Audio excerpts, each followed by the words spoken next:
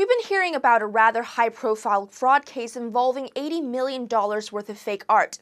An art dealer from New York named Glafira Rosales admitted this past Monday that she was involved in the scheme, which went on for 15 years.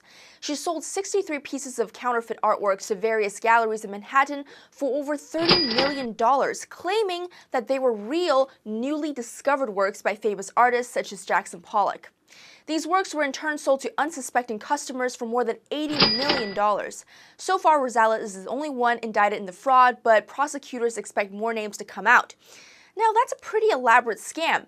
The most interesting part of all of this is Rosales' art source. Apparently, these fake paintings are all done by one artist from China. Qian is a 73-year-old immigrant from China who came to America in 1981. He reportedly struggled with his career as an artist in the U.S., and he was discovered by Rosales and her partner sometime in the 1980s. Qian was only paid a few $1,000s for each work. Starting in 1994, Rosales began selling these fake pieces to galleries with a fake story about how these works are originals from an anonymous individual who inherited them from his father. It is still unclear just how much the artist knew about the scale of the fraud and how much he was in the loop of things. If he knew, then of course he is guilty, but it's not like he reaped much of the benefits.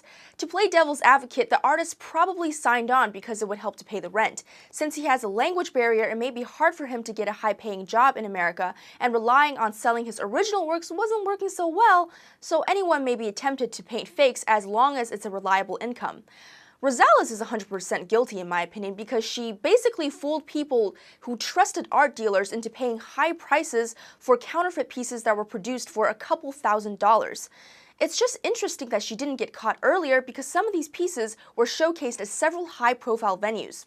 To be clear, it is not illegal to sell replicas of famous pieces such as Van Gogh's Starry Night or other such works, even with a fake artist's signature, as long as it is marked and sold as a fake. In fact, imitations of famous artworks have a big market. However, selling fake art as authentic is illegal. In the New York Times piece, Qian is said to be quite famous and recognizable in China, so I wonder why he doesn't pursue a career there. But according to the New York Times report, he has gone out of the country, presumably back to China, and hasn't said anything about returning so far.